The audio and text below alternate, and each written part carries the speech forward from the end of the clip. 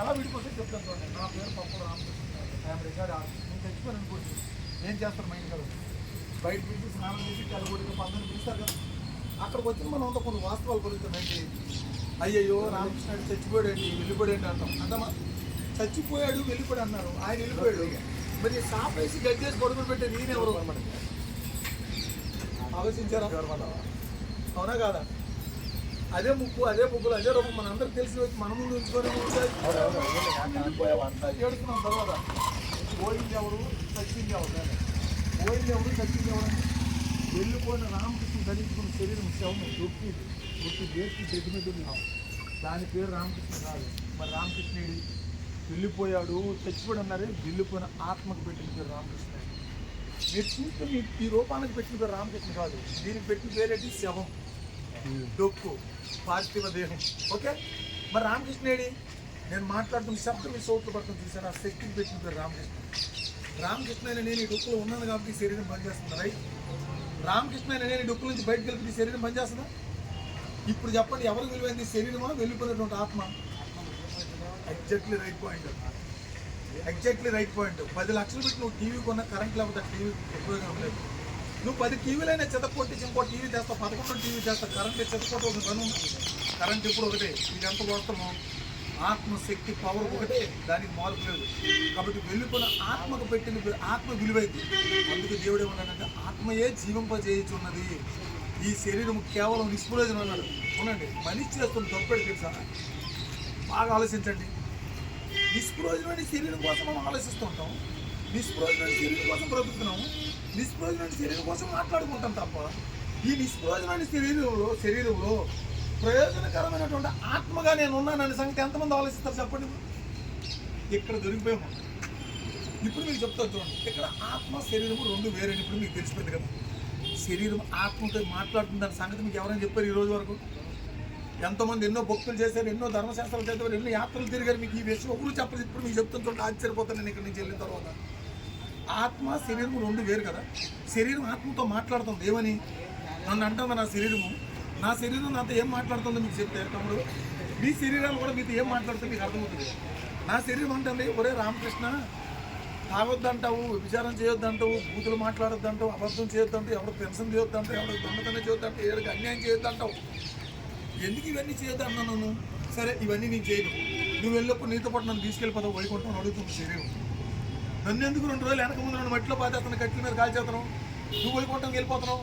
నిన్ను వైకుంఠానికి పంపించడానికి నా కోరికలని చంపుకోవాలా? ఇది నా వల్ల కాదు, నాకు దక్కన వైకుంఠం నువ్వు ఎలా వెళ్ళిపోతావు నేను చూసుకుంటానని అది పగబట్టింది మన శరీరం. ఎలా పగబట్టింది తెలుసా? పొద్దుటి నుంచి సాయంత్రం వరకు పుట్టి నుంచి చచ్చినంత వరకు మన శరీరం ఏం మాట్లాడుతుంది మనతో? అలాంటి పొలం కొట్టేసాయి, అలా మందు కొట్టుకెళ్ళు, అలా వ్యభిచారంకి వెళ్ళు, ఆ ఇంట్లో దూరుకో, అలాంటి పెన్షన్ చేసే, వీళ్ళకి అన్యాయం చేయి, ఇదే కదా చెప్తుంది. మంచిదేమని మీరు ఎవరికైనా చెప్తుంది? మన శరీరాలు మంచి పని ఏమని చెప్తుందా?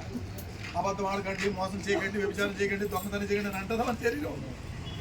ఇది మాత్రం మనం అంటాం ఇంకోలేదు, తప్పు అని చేయగరా, కానీ శరీరం చేయరా అంటుండదు. సో ఇది మీకు అర్థం కావాలి. కనుక శరీరంతో చేసి ఈరోజు నన్ను ఏమంటుంది, ఇంటి దగ్గర నుంచి మీ దగ్గరికి వచ్చి నాతో నా శరీరం ఏమన్నా తెలుసా? నీకు కూరలేదేంటి, నువ్వు ఇది ఇలాంటి నువ్వు మిలిటరీ కూడా కదా, నీకు నెలకు 4 ఫుల్ బాటిల్ ఇస్తుంది గవర్నమెంట్, 30,000 పెన్షన్ వస్తుంది, 10 లక్షల కారు ఉంది, పోనా ఇది ఇలాంటి ఎవరిని మాట్లాంటాడు అని నేలకోలం చేస్తాడు, ఎవడ వెంటో పట్టించుకోడు. అయితే మరి ఏం చేద్దాం అడిగాను నా శరీరం, ఎంతకంటే మంచిది ఏం చెప్పుతుందేమో అని. అంటే ఈ పని కంటే మంచి పని ఏమైనా చెప్పుద్దేమో, ఇప్పుడు నేను చేస్తున్న పని కంటే మంచి పని చెప్పుద్దేమో అని అడిగితే అది అంటుంది, ఏం చేద్దాం అని అడిగాను. నువ్వు అన్నావు కదా ఇది ఇలాంటి ఎందుకో, ఎవడ చెప్పాడు ఈ శరీరం అంతా నాగిపోయి నీకు జీతం వస్తుంది, పాటలు ఉన్నాయి, అన్నీ ఉన్నాయి కదా, ఇదేలంటే ఎందుకు అన్నది, ఏం చేద్దాం అని అడిగినాను. క్లబ్కి వెళ్ళిపోతాం పదంటాం, లాంచ్కి వెళ్ళిపోతాం పదంటాం, పదకొండు అల్లడి పొలము బేరాలు అవుతాయి, అక్కడ మధ్యకి వెళ్ళి మనం ఆడినీడికి తగిలించేసి ఆ వ్యాపారం కొంచెం 1 లక్ష రూపాయలు మనం ఇట్లా చేద్దాం పదంటుంది. పనికి మళ్ళీ పోడుకుంటాను నేను నా శరీరాన్ని అలా పనికి మళ్ళీ పోడుకో. భూమి మీద పుట్టిన ప్రతి మనిషి చేత నువ్వు ఇదే తప్పుడు పనులు చేసి ఆత్మని నిత్యాగ్ని కొండలో పెడేస్తున్నావు. నేను బైబిల్ చదివాను కాబట్టి నన్ను నువ్వు తీసుకెళ్ళి నీ వల్ల కదా రాని ఈడుచుకొచ్చాను నీ మంచికి. ఇప్పుడు చెప్పండి, ప్రతి మనిషి శరీరానికి లోబడిపోయాడే, మరి నేనెందుకు శరీరానికి లోబడిపోకుండా మీ మధ్యకు వచ్చి ఎంతోమంది రాజకీయ నాయకులు చూస్తున్నారు నన్ను, నేను వాళ్ళతో పాటు వెళ్తే మంచి స్పీకర్గా వాళ్ళ ఓటు బ్యాంక్ కోసం నేను మాట్లాడగలను, ఇవన్నీ చేయలేదు. ఇవన్నీ వదిలేసి మీ మధ్యకి ఎందుకు వచ్చారు తెలుసా? మీ దగ్గరికి ఎవరైనా వచ్చారంటే మాటలు చెప్తారా? మీ గురించి ఎవరైనా ఆలోచిస్తారా? మనందరం కూలీలు వంటి మన గురించి ఎవరైనా ఆలోచిస్తారా? ఇప్పుడు ఆలోచించండి. శరీరానికి రోగం వస్తే మందు ఉంది కదా, పాపానికి మందు ఉంది. మన ఊర్లో బళ్ళు వస్తాయి, ఉల్లిపాయల బళ్ళు గ్యాస్ బండి అని. పాపానికి మందు బండి వచ్చిందని ఎప్పుడైనా విన్నారా మీరు పుట్టినప్పటి నుంచి? ఓకే, అయిపోయింది సార్, అయిపోయింది. ఏ శరీరాన్ని నమ్మి మనం మోసపోయి ఆత్మ నరకానికి వెళ్తున్నాం, అదే శరీరాన్ని ధరించుకుని యేసుక్రీస్తు 2000 సంవత్సరాల క్రితం భూమి మీదకి వచ్చి ఆ శరీరాన్ని నలగొట్టుకుని చూపించాడు. పాపానికి ముందు యేసుక్రీస్తు రక్తం. నమ్మండి, నమ్మకపోండి. ఏ పాపము చేయలేదు అనుకుంటే యేసుక్రీస్తు రక్తం అవసరం లేదు. ఏదో ఒక పాపం చేసి ఉంటామంటే యేసుక్రీస్తు రక్తమే మనకు దిక్కు. ఆయన ఏమన్నాడంటే, మీ పాపాల కోసం నేనే రక్తం కాల్చి మరణించి పాతి పెట్టబడి 3వ దినాన్ని తిరిగి లేచిన నిజం మీ మనసులో నమ్మి మీ దగ్గర ఉన్న చర్చికి వెళ్ళి బైబిల్ చదువుకుని క్రీస్తు రక్తం పాపానికి ముందు చర్చలు ఉంటుంది. ఆ రక్తంతో కొడుకుంటే దేవుడు మనకి ఇచ్చిన ఆయుష్కాలం అయిపోయిన తర్వాత ఆత్మ నరకాన్ని గెలుపుకుండా నిత్యజీవం స్వర్గం పోయకుండా వెళ్తుందని చెప్పాడు. ఒకవేళ ఇది మీకు ఆత్మ అనుకుంటే నమ్మకండి, ఇది వాస్తవం అనుకుంటే నమ్మండి. Thank you. క్రీస్తే